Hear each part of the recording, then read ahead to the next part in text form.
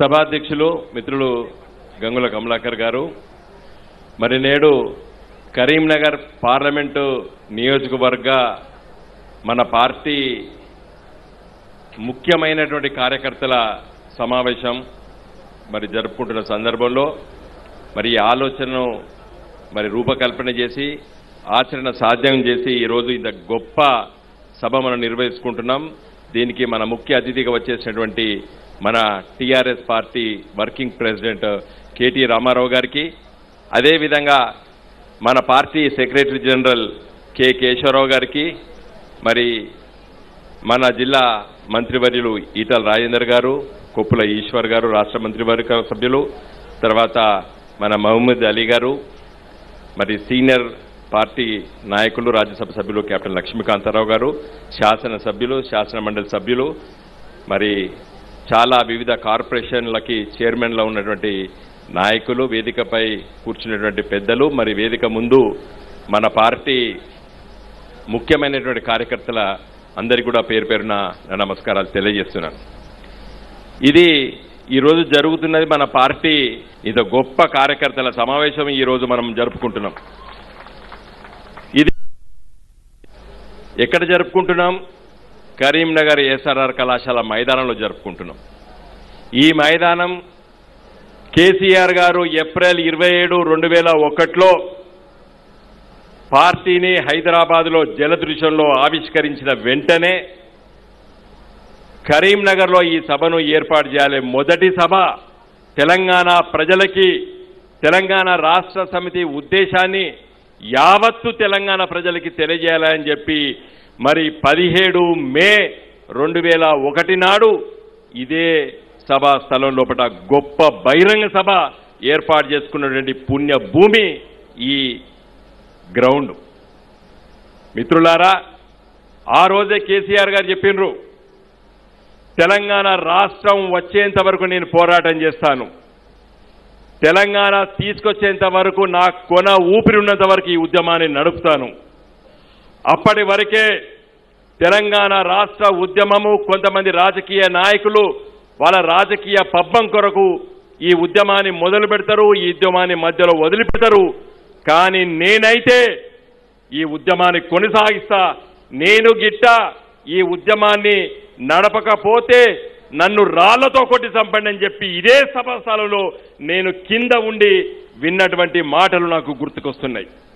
మిత్రులారా, ఆ స్ఫూర్తితోనే మన నాయకుడు కేసీఆర్ గారు ఈ ఉద్యమాన్ని నడిపి తెలంగాణ రాష్ట్రాన్ని సాధించినటువంటి విషయం మనకందరూ తెలుసు. ప్రతి నాయకుడికి, ఇక్కడ ఉన్నటువంటి ప్రతి నాయకుడు తెలంగాణ రాష్ట్ర సమితి గురించి ఈ వేదికపై నుండి మేము ఎవరు కూడా మాట్లాడదలుచుకోలేదు. ఎందుకంటే ప్రతి కార్యకర్త ఇక్కడికి ఉన్నటువంటి వాళ్ళు చాలా ముఖ్యమైనటువంటి నాయకులు కాబట్టి మన పోరాటము గత 2001 నుండి ఇప్పటి వరకు జరిగినటువంటి ఉద్యమాలన్నీ కూడా మనకందరికీ తెలుసు. టీఆర్ఎస్ పార్టీ ఉద్యమ పార్టీ అని చెప్పినాం. తెలంగాణ రాష్ట్ర ఏర్పాటుతోనే ఈ ఉద్యమము ముగించబడలేదు. కేసీఆర్ గారు ఈ ఉద్యమాన్ని కొనసాగిస్తున్నారు. ఇప్పటికి కూడా ఉద్యమాన్ని కొనసాగిస్తున్నారు. అదే ఉద్యమము ఈరోజు పరిపాలన దీక్షతో ఈ ఉద్యమాన్ని కొనసాగిస్తున్నారు మన నాయకుడు కేసీఆర్ గారు. చేపట్టినటువంటి విషయాలు, కార్యక్రమాలు మన పార్టీ వర్కింగ్ ప్రెసిడెంట్ గారు సవివరంగా వివరిస్తారు కాబట్టి నేను వాటి జోలికి పోవడం లేదు. కానీ ఈరోజు పార్లమెంటు ఎన్నికలు వచ్చే సమయం ఆసన్నమైంది కాబట్టి మన వర్కింగ్ ప్రెసిడెంట్ కేటీ రామారావు గారు మదిలో ఆలోచన మొదటిగా పార్లమెంటులో ఉన్నటువంటి ముఖ్యమైనటువంటి కార్యకర్తల సమావేశం మనం ఏర్పాటు చేసుకొని మొదలుపెట్టాలి. అది కరీంనగర్ పార్లమెంట్ నియోజకవర్గం చెల్లి మొదలుపెట్టాలని చెప్పి వారు మరి మా అందరికి కూడా ఫోన్ చేసి ఈ కార్యక్రమాన్ని చేపట్టాలని చెప్పడము, వెంటనే మనం అందరం కూడా ఈ కార్యక్రమాన్ని ఇంత గొప్పగా మనం నడుపుకుంటున్నాం. మిత్రులారా, పార్లమెంటు ఎన్నికలు కూడా తెలంగాణకు చాలా ముఖ్యం, తెలంగాణ రాష్ట్రానికి చాలా ముఖ్యం. మీ అందరికీ తెలుసు, 2014లో మన నాయకుడు కేసీఆర్ గారు పలు బహిరంగ సభలో మాట్లాడేటప్పుడు ఆ రోజు శాసనసభకు పార్లమెంటుకు ఒకేసారి ఎన్నికలు జరిగినప్పుడు నాకు 2 ఓట్లు రావాలి అని చెప్పి కేసీఆర్ గారు ప్రతి బహిరంగ సభలో చెప్పిర్రు.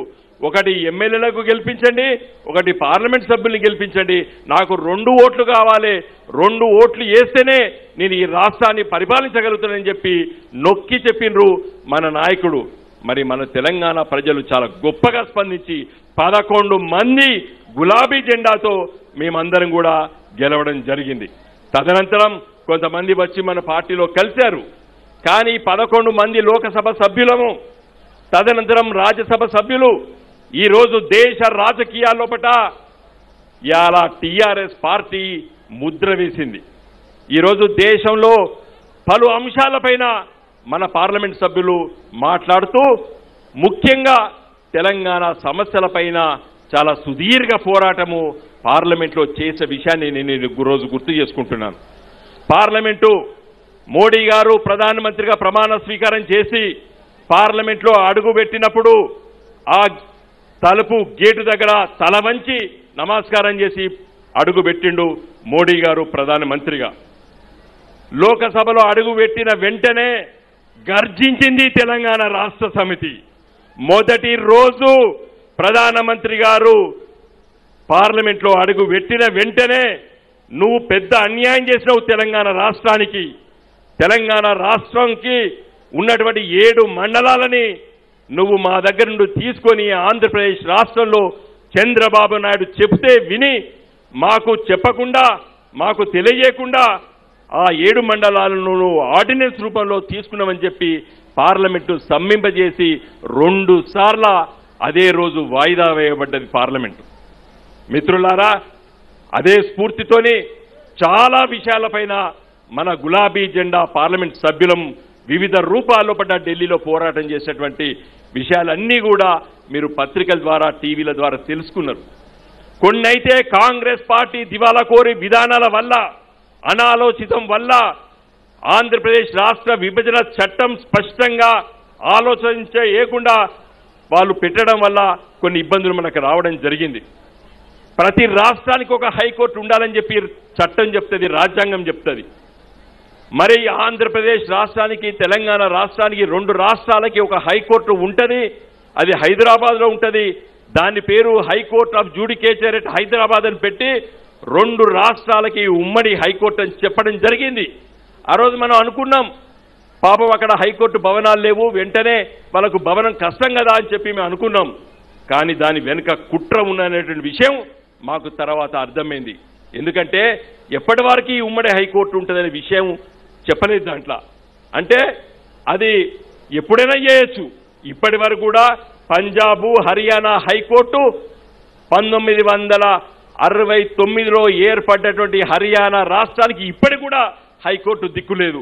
కానీ మేము గత 4 సంవత్సరాలు సుదీర్ఘంగా పోరాటం చేసి పార్లమెంట్లో కొట్లాడి తెలంగాణ రాష్ట్రానికి ఒక ప్రత్యేక హైకోర్టు కల్వకుంట్ల చంద్రశేఖరరావు గారు మన గౌరవ ముఖ్యమంత్రి గారు ఆదేశానుసారం ఏ విధంగా పోరాటం చేయాలని చెప్పి ఉదయం పూటనే మాకు ఆదేశిస్తే ఆ విధంగా పార్లమెంట్ బయట పోరాటం చేసి ఇలా తెలంగాణ ప్రజలకు ప్రత్యేక హైకోర్టును కూడా సాధించుకున్నాం.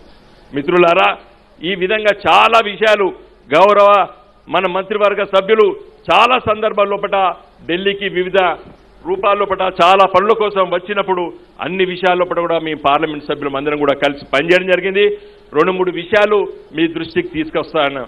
మనకు జాతీయ రహదారులు తెలంగాణ రాష్ట్రం ఏర్పడక ముందు ఉమ్మడి ఆంధ్రప్రదేశ్ రాష్ట్రంలో 2527 కిలోమీటర్లు ఉంటే ఈరోజు అదనంగా 3155 కిలోమీటర్లు, అంటే 70 సంవత్సరాల్లోపట ఉన్నటువంటి దానికంటే మేము 4 సంవత్సరాల్లోపట అంతకంటే డబుల్ ఈరోజు తీసుకొని రావడం జరిగింది. మిత్రులారా, ఈ జాతీయ రహదారులు ఈరోజు మన కరీంనగర్ పార్లమెంట్ నియోజకవర్గానికి వస్తే మనం పార్లమెంట్ సభ్యులుగా గెలవక ముందు, తెలంగాణ రాకముందు, తెలంగాణ రాష్ట్రం ఏర్పడక ముందు కరీంనగర్ నగరానికి ఒక్క జాతీయ రహదారి కూడా లింకు లేదు.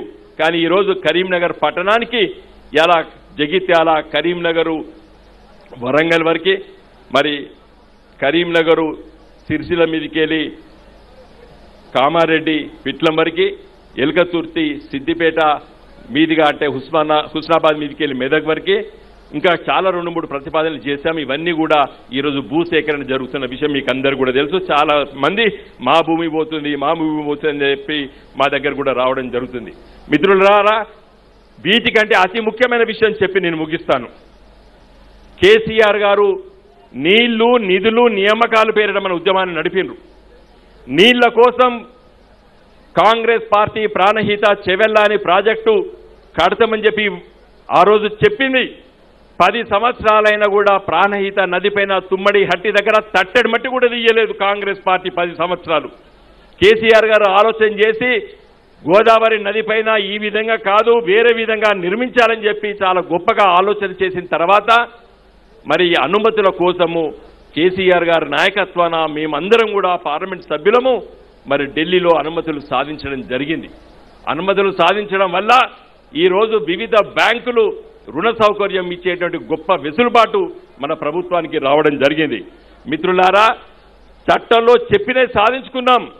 చెప్పని కూడా all India institute of medical sciences Andhra Pradesh రాష్ట్రానికి విజయవాడలో ఇచ్చిండ్రు. మన తెలంగాణ రాష్ట్రంలో all India institute of medical sciences కావాలంటే విభజన చట్టంలో లేదు అని చెప్పి మొండి చేయి చూపిస్తే కూడా పార్లమెంట్లో గర్జించి ఇలా all India institute of medical science ను సాధించుకోవడం జరిగింది.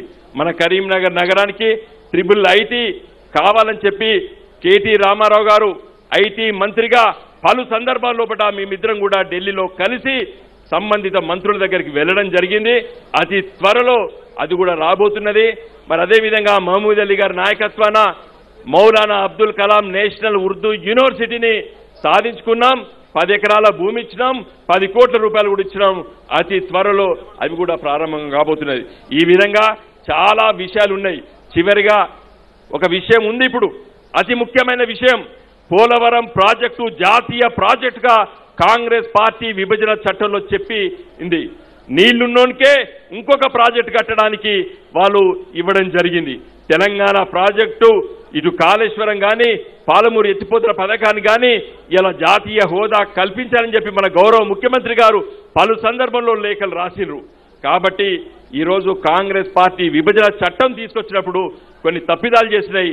అవన్నీ సవరించుకోవడానికి ఈరోజు తప్పనిసరిగా మనకు తెలంగాణ రాష్ట్ర సమితి పార్లమెంట్ సభ్యులు ఢిల్లీలో అవసరం ఉన్న విషయాన్ని మన కేటీ రామారావు గారు, మన ముఖ్యమంత్రి కేసీఆర్ గారు ఆలోచన చేసి ఈరోజు పెద్ద ఎత్తున 17 లోక్సభ స్థానాలు 16 స్థానాలు బ్రహ్మాండమైనటువంటి మెజార్టీతో మన పార్టీ గెలిచి తెలంగాణ హక్కుల కోసం ఢిల్లీలో మనం ఉండి పోరాటం చేసుకొని సాధించుకోవాల్సినటువంటి సమయం ఆసన్నమైందని తెలియజేయడానికి ఈరోజు మనమందరం కూడా ముందు వరుసలో ఉండి రానున్న సార్వత్రిక ఎన్నికల్లో గులాబీ జెండాను బ్రహ్మాండమైనటువంటి మెజార్టీతో గెలిపించుకోవాల్సిన తెలియజేస్తూ నేను సెలవు తీసుకుంటున్నా. జై తెలంగాణ.